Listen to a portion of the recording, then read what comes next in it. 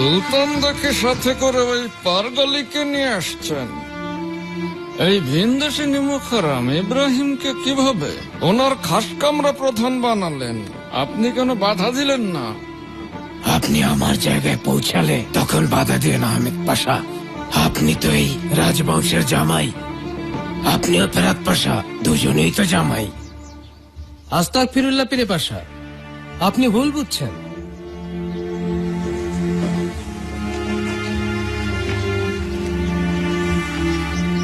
কেমন আছেন হাসান জান?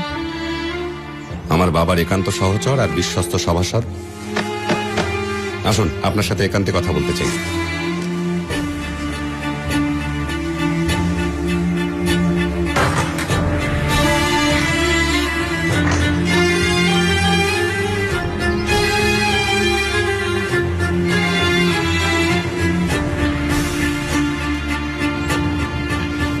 ভালোই তো খেল দেখালেন আপনি ইব্রাহিম পারগলি।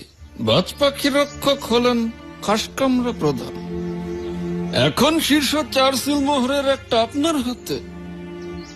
জাহাপনের আদেশে এটা হয়েছে পাশা, আর আমরা যারা আজ্ঞাবহ ওনার আদেশে সব করতে পারি, এমনকি আমাদের জীবনও দিতে পারি মাননীয় জি।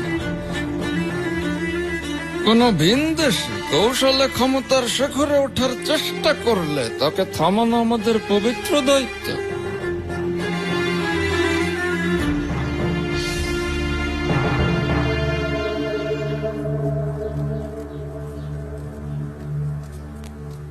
বাবার কি খুব কষ্ট হয়েছিল? বেশ অনেকটাই, তবে ওনার জ্ঞান ছিল। শেষ নিঃশ্বাস পর্যন্ত লড়ে গেছেন। শেষ সময় আমাকে দোয়া করতে বলেছিলেন ওনার জন্য।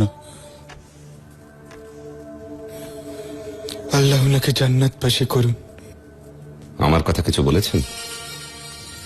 আগের রাতে শুধু আপনার নামই ছিল ওনার মুখে।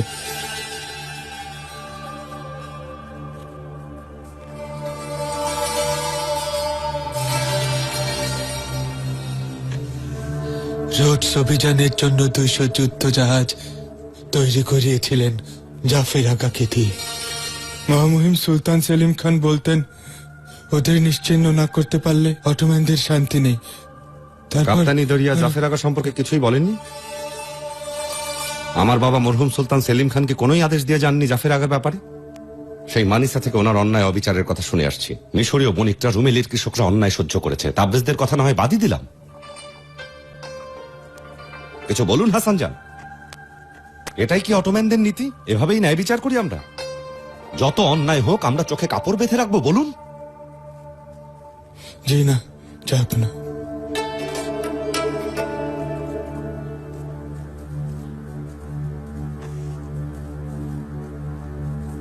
মাথা নত করাটা কোনো সমাধান না হাসান জান।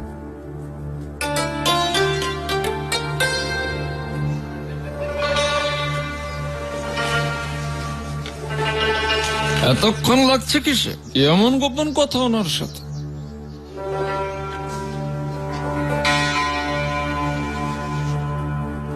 ন্যায়ের পথ কোনটা আপনি ভালো জানেন, যাব না। এটা ঠিক কথা বলেছেন হাসান জান,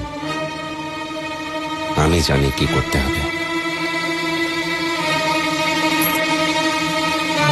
27, 28, 29, 30।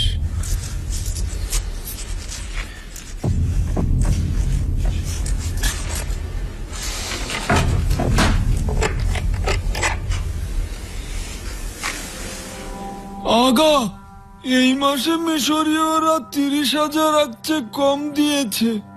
বলেছে এর চাইতে বেশি দেওয়ার সামর্থ্য নেই। এরপর জাফর আগা চাইলে প্রাণও নিতে পারেন। আবার যাও, গিয়ে বলো যা বাকি আছে সেটা পূরণ করতে, না হলে ওদের বাড়িঘর পুড়িয়ে দাও। তারপর কাজীকে গিয়ে বলো ওরা নিজেরাই নিজেদের ঘর বাড়ি জ্বালিয়ে দিয়েছে।